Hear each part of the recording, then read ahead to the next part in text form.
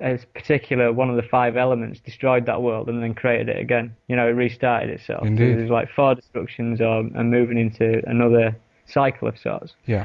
And I was looking at this, and there's one of the blue character, which is the last ring in the Olympic logo. The blue character is symbolic for water. It's called Baby. It's a weird little critter. I don't know what you want to call it. Yeah. But it's symbolic for water, strong in water sports, and she reflects the blue Olympic ring. And this is the only of the five characters that's got a spiritual third eye.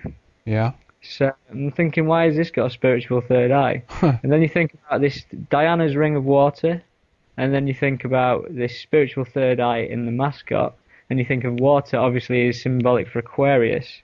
There's this idea that we're moving into this blue ring of the Olympics, if you know what I mean. Yeah. I mean, to explain this better, those Olympic rings for me are the five cycles of time from the main calendar. Only one's connected to another. And it's almost like there's the transition stage where the two rings meet up. If you understand what I'm trying to say. Yeah, that's very interesting. Yeah. And so when, for instance, you've got a set of films like by J.R. Tolkien, the Lord of the Rings, what it really means is the Lord of the Cycles of Time. Yeah. Right.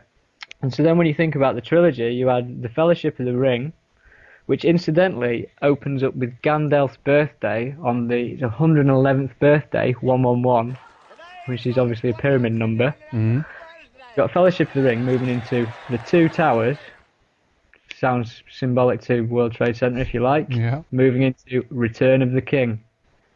Same thing, they're on about buying us into another messianic prophecy. So, do you know what I'm saying about this symbolically ring cycle thing? It's all basically insinuating that throughout the cycles of time, something has had control of everything. And what I'm trying to propose is that when, for instance, in Egypt, they pretty much know that the Grand Pyramid, the Great Pyramid, started fully formed as such, and then the Egyptian civilization went into decline from there and after. All the pyramids that followed it were in like disrepair. They don't stand the test of time, if you know what I mean. Yeah. And obviously, everyone believes that preceding or before that, there was obviously the Great Flood of sorts. Potential like the Great Flood, which essentially came after the destruction of Atlantis. So I don't know too much about Atlantis myself, except it's supposed to be a highly technological, civilization of sorts. Indeed. But if you think about these cycles of time, Atlantis was destroyed. The same power structure, whatever, managed to survive it anyhow because they had the technology to survive it, and then they restarted again straight with the pyramid back into the next cycle. Well, there you go, and I think that's an extremely interesting point because to some extent we can, to some extent we can say that we are in kind of that technological advancement, as it were, right now, and we're also kind of approaching it. It's the speed up of the thing, and it's like, we're going to be like at the peak of our civilization, as it were, or whatever we want to call it. And I think basically at the same time as everything is, the technological singularity, call it what you will, this kind of the high point of our achievement. At the same time that we actually reach that pinnacle, we could potentially also kind of fall again, so to speak. And this could be a moment, and this might where we'll be around 2012. I don't know. Yeah. Where I can take this now after this. I've covered the cycles. I could pretty much tell you what the religion of the New World Order is as well. Okay. If you want to know that, I'd love to. Share with us, please. Well, basically, if you're reading Revelations, chapter 11, verse 12. Now a great sign appeared in heaven: a woman clothed with the sun and the moon under her feet. Remember the moon because that's symbolised with Isis. And on her head a garland of 12 stars, like the 12 stars of the EU flag. But basically, in Revelations, it refers to the breaking of the 7 seals. Right.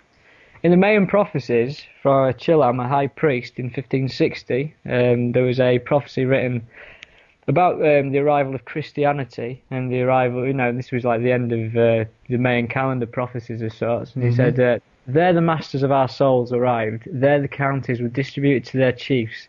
There we began to learn the holy faith. There water began to enter our heads. There were laid the foundations of the high church, the palace of God. there the principle of the 7 sacraments were founded. So 7 again, 7 seals in Revelation, 7 sacraments in the main prophecies. And I do Reiki, so I know what there's 7 of, and there's 7 chakras. 7 sacraments, 7 chakras, same word, same thing to me. Yeah. And as a confirmation of that, on my blog, there's some more deciphering of imagery. And if you have an issue of the UK passport from 1998, I think that's when mine was issued, there's an image of the rose, the thistle, and the daffodil, which are the flowers of England, Scotland, and Wales. But as I've said, these images have 2 meanings, and they have 2, they have a duality. And this image that no one knows what it is, it's on a page called Reserved for Observations Only, with a number 11 on the page. It's basically showing a diagram of the chakra system. And you can correlate that because basically the heart chakra lines up with an image of a heart, and the solar plexus chakra aligns up with an image of a sun. So basically you've got this thing, but even more concerning, or not concerning, on the root chakra and the crown chakra, it's signed with a inverted pentagram. Really? So you think about that, there's an inverted pentagram on your crown chakra and your root chakra. Now, I don't know what that's symbolically saying, but it's obviously involving spiritualism. Yeah. And if this is in the UK passport, I mean, it's beyond me that our government have ever acknowledged the chakras. I've never known that in my entire life. Yeah. But as a further proof to the New World Order religion is going to be based on spirituality, the Tibetan flag. I don't know if you've seen this. I've recently picked this up myself because of all the kerfuffle with the Olympic torch and the Dalai Lama and everything. Yeah. Basically, it's become pretty apparent that the Free Tibet movement was funded by the CIA. Because it was a way to rise up against China. But essentially, like, ignoring that, if you look at the Tibetan Buddhist flag, or the Tibetan flag that they used from 1912 to 1950, which is banned by China now, if you look at that, it depicts what is a mountain, but it's not a mountain, it's a pyramid. And at the top of the pyramid is a sun. Right? So essentially you've got a pyramid with an all-seeing eye on the banned Tibetan flag that the Tibetan Buddhists used to represent themselves. So what is that saying about Tibet in 1912 to 1950 when they used that flag? It's almost like it's a blueprint for, the New World Order's religion of sorts, based on meditation, spirituality, chakras, and, all that goes with it.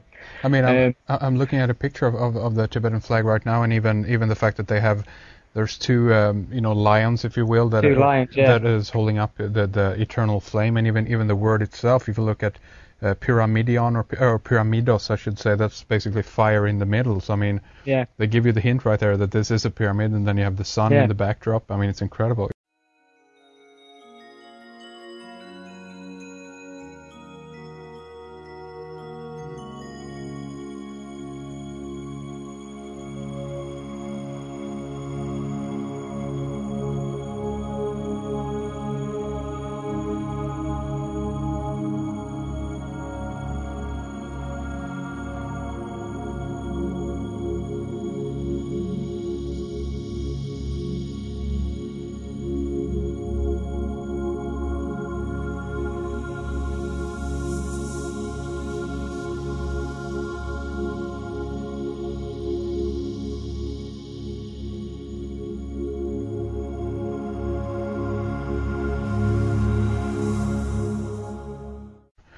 Yeah, you see what I'm saying? Yeah, of course, yeah. So you've got this thing, and I've got a recent picture of the Dalai Lama sat giving a press conference, and his head was aligned perfectly with the back of that sun. And this is where I'm moving to some weird stuff, because obviously this New World Order religion is basically still sun worship, but it's based on spiritual sun worship. It's going to combine Islam and Christianity. And it's through the emergence of Isis and the resurrection of a sun god. This is how it's going to happen. Yeah. But the thing is, obviously, New Age talk, conspiracy theories, and all of this stuff that's put out there, these are low-level distractions and stuff. And obviously, the New Age spirituality movement, it's not a bad thing in itself. But essentially, if you look at where it probably started from something very different to what we expect.